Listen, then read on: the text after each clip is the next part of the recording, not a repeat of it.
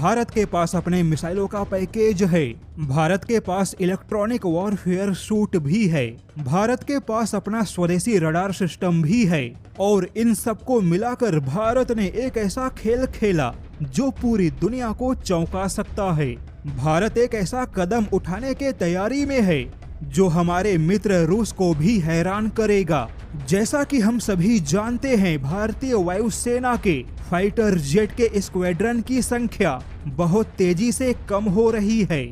उधर अमेरिका भी देरी से इंजन दे रहा है। ऐसे में भारत के कम होते लड़ाकू जहाजों के स्क्वाड्रन की संख्या के भरपाई के लिए HAL ने एक नया रास्ता निकाला। खुद हिंदुस्तान एरोनॉटिक्स लिमिटेड ने इस नए रास्ते का खुलासा किया।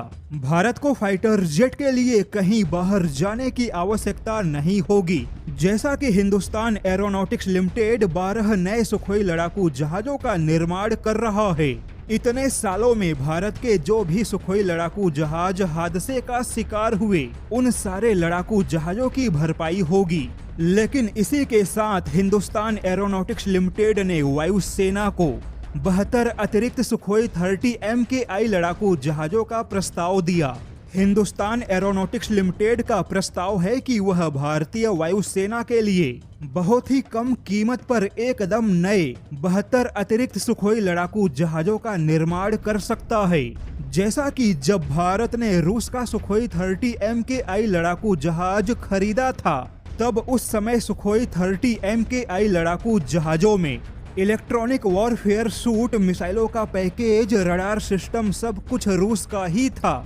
लेकिन अब भारत में जो भी सुखोई 30 MKI लड़ाकू जहाज निर्मित होगा, उसमें इलेक्ट्रॉनिक वॉरफेयर सूट या मिसाइलों के पैकेज के अलावा रडार सिस्टम जैसे तमाम चीजें मेड इन इंडिया होगा, जिससे कि नया सुखोई फाइटर जेट भारत के लिए काफी सस्ता पड़ेगा। और भारत में बनने वाला सुखोई 30 MKI फाइटर जेट अपने क्षमता के मामले में राफेल या सुखोई 35 के बराबर होगा। भारत के पास अभी 272 सुखोई फाइटर जेट का बेड़ा है, लेकिन 72 अतिरिक्त सुखोई लड़ाकू जहाजों के बाद भारत के पास में पूरे 344 सुखोई लड़ाकू जहाजों का बेड़ा होगा।